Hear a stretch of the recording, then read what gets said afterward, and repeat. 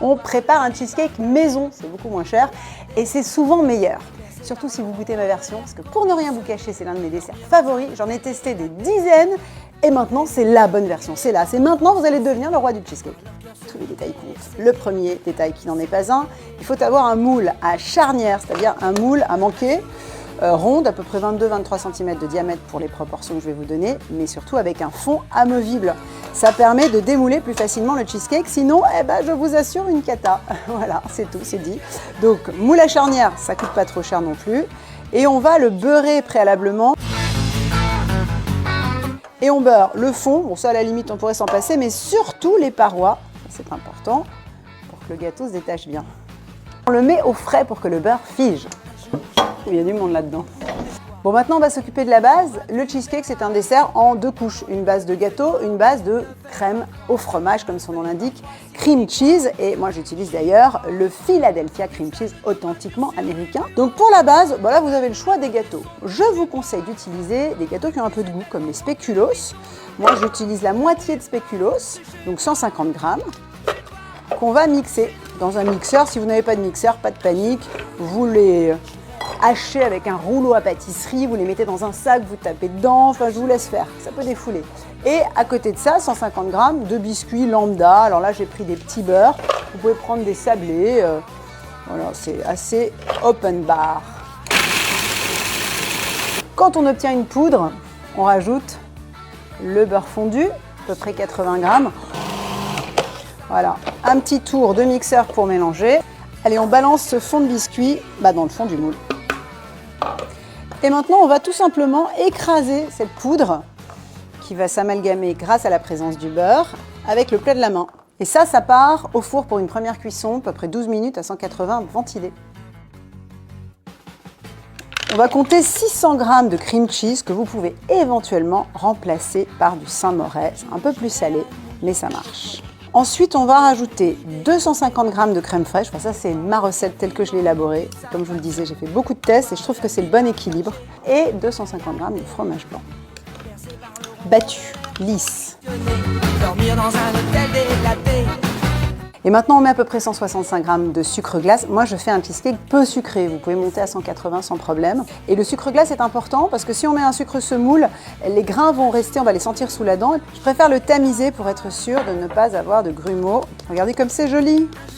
Donnez un petit tour de fouet, mais attention, on ne s'excite pas sur le fouet, je vous vois venir. Il faut rester assez doux avec notre préparation de façon à ne pas intégrer de l'air. Parce que sinon, on va avoir des bulles dans le cheesecake et là, c'est la bérésina. Dès qu'on voit que la préparation est lisse, je vais rajouter la fin du sucre et ensuite on va mettre 4 œufs, gros œufs.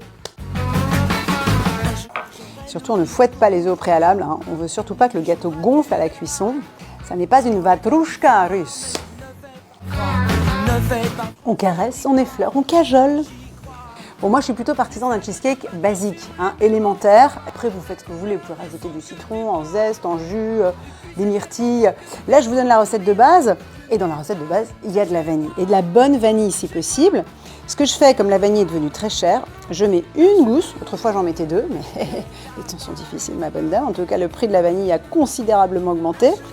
Et je rajoute, en plus c'est un goût différent, je dirais complémentaire, un petit peu de vanille liquide, une bonne, prenez de la bonne. Hop, et celle-là est assez concentrée, donc on va en mettre quelques gouttes. Regardez, quand on voit les petits grains se répandre dans la crème, ça c'est assez jubilatoire je trouve, parce qu'on sent déjà le goût sur la langue. Bon, je vous l'avais dit, c'est pas compliqué, et puis c'est vraiment pas cher, rapporté au prix de la part, sachant que là on va nourrir 10 à 12 gourmands, c'est vraiment intéressant. Et ces gousses de vanille grattées, attention, on les garde précieusement, c'est un réservoir de saveur et on ne l'a pas complètement exploité.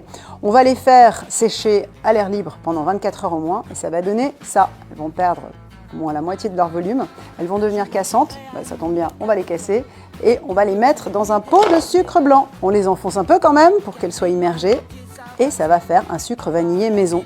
Ce que vous n'aurez plus qu'à faire dans quelques jours, c'est mixer le sucre avec les gousses, passer ça au tamis pour enlever les éventuels morceaux un peu plus épais et vous allez voir, le sucre aura pris un goût de vanille naturel. Ça fait la différence. Et gratos, enfin presque.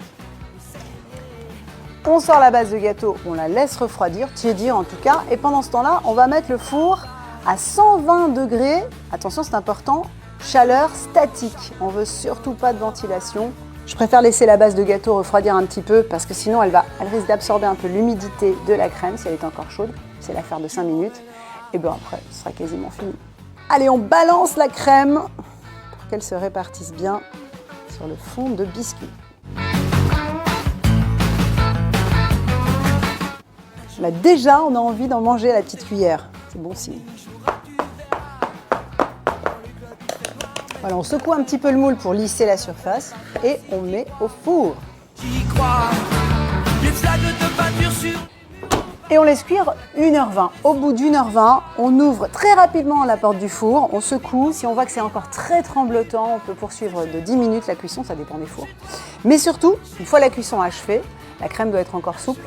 Vous laissez le gâteau dans le four éteint pendant au moins 1 heure parce que la clé pour pas qu'il craquelle, c'est que la descente en température doit se faire progressivement. Et après, on va le sortir. On va le laisser vraiment tempérer complètement à l'extérieur du four et après, on le mettra au frais, idéalement pendant une nuit. Allez, je vous l'accorde, pendant 3-4 heures si vraiment vous avez une terrible envie de cheesecake. Un jour, j'irai là-bas. Un jour, chaque autre rat. Et saison oblige, je sers le cheesecake avec des fruits exotiques et un coulis de mangue pour une association parfaite.